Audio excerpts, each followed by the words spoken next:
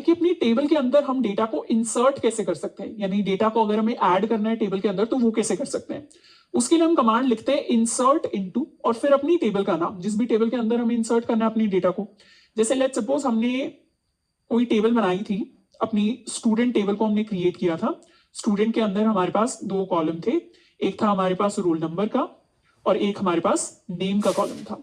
अब हमें insert into student table हम लिख सकते हैं, तो यहां हमने लिख दिया इंसर्ट इनटू स्टूडेंट। फिर हम अपने कॉलम्स के नाम लिखते हैं, यानी कॉलम नेम 1, कॉलम नेम 2। तो हम चाहे तो पहले नेम को भी स्टोर करा सकते हैं, फिर रोल नंबर को स्टोर करा सकते हैं। तो हम डिफाइन करते हैं कि कौन सी चीज हम पहले भेजना चाहते हैं, पर जनरली हम अपना वही ऑर्डर फॉलो करते हैं जिस ऑर्डर में हम अपने कॉलम्स को डिफाइन करते हैं।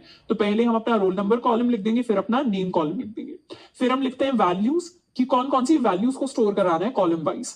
तो फिर हम अपनी कॉलम 1 की वैल्यू 1 लिखते हैं, कॉलम 2 की वैल्यू 1 लिखते हैं। जैसे अगर हमने यहाँ पर लिख दिया 101 करंट, तो क्या होगा 101 करंट कहने का मतलब है कॉलम 1 के अंदर वैल्यू 1 आ जाएगी, यानी यहाँ आ जाएगा 101 और फिर आ जाएगा करंट।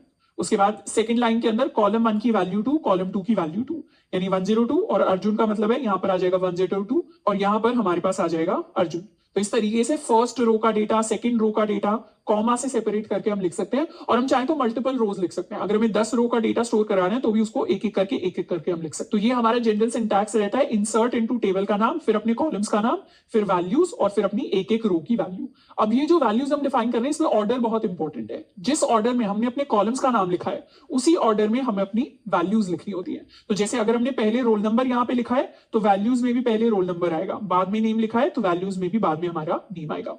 तो एक बार इस अपनी स्टूडेंट टेबल के अंदर डेटा इंसर्ट करके देखते हैं। हम लिखेंगे इंसर्ट इनटू अपनी टेबल का नाम स्टूडेंट, और स्टूडेंट के अंदर सबसे पहले तो कॉलम डिफाइन कर लेते हैं। तो पहले हम रोल नंबर स्टोर करना चाहते हैं, फिर हम अपना नेम स्टोर करना चाहते हैं और उनके अंदर हम वैल्यू स्टोर करना चाहते हैं।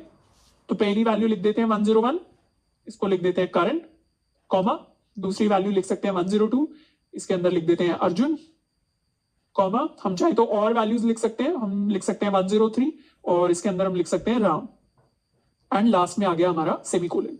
तो हमने पूरी की पूरी एसक्यूएल कमांड लिख दी अपनी डेटा को इंसर्ट करने के लिए। इसको हम एग्जीक्यूट कर सकते हैं, एग्जीक्यूट किया तो डेटा सक्सेसफुली ऐड हो गया और अब हम अपनी स्टूडेंट टेबल के अंदर जाकर देख सकते हैं। तो उसके लिए सिलेक्ट कर लेंगे, एग्जीक्यूट करेंगे सिलेक्ट करके, और अब हमारी टेबल के अंदर डेटा दिख रहा है 101 करण, 102 अर्जुन, 103 राम। तो इस तरीके से हमारा डेटा अब हमें दिखाई दे रहा है।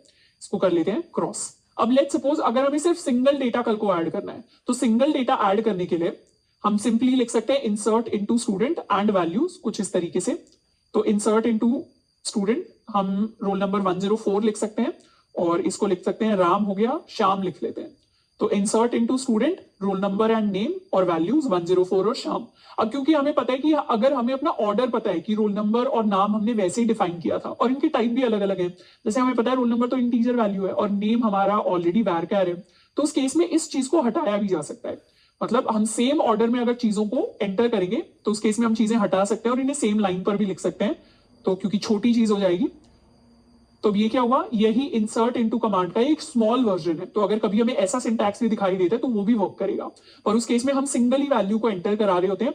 जनरली मल्टीपल वैल्यूज होंगी तो हम इस सिंटैक्स को प्रेफर करेंगे और सिंगल वैल्यू होगी तो हम इस सिंटैक्स को प्रेफर करेंगे। पर इस केस में हमें अपना ऑर्डर पता होना चाहिए, टाइप अलग अलग होनी चाहिए। तो जब बहुत सिंपल, बहुत छोटी टेबल हो तब हम ये प्रेफर कर सकते हैं। तो इसको करेंगे एग्जीक्यूट, ये भी एग्जीक्यूट हो गया।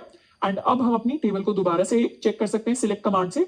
तो अब 104 श्याम भी हमारी टेबल के अंदर ऐड हो गया। तो इस तरीके से हम इंसर्ट कराते हैं अपनी टेबल के अंदर मल्टीपल